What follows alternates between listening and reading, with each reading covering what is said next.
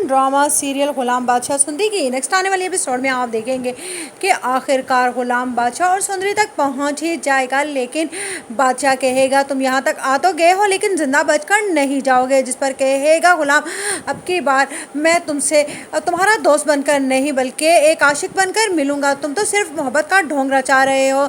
सुंदरी और मैं एक दूसरे से वाकई ही बहुत मोहब्बत करते हैं, इसलिए बेहतर यही होगा कि तुम रास्ते से हट जाओ, वरना मैं हर वो और तुम्हारा एहसान भूल जाऊंगा तो तुम आज तक मुझ पर करते आए हो।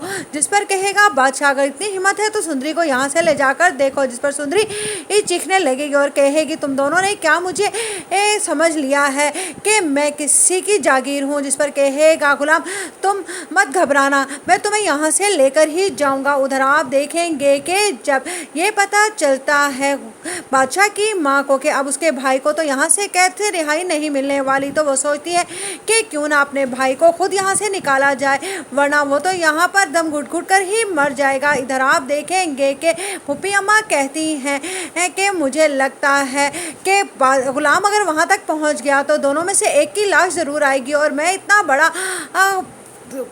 सदमा नहीं सह पाऊंगी। उधर आप देखेंगे कि एक बार फिर बादशाह वहां से सुंदरी को लेकर हवेली आ जाएगा और कहेगा अब सबके सामने निकाह करके दिखाऊंगा तुमसे।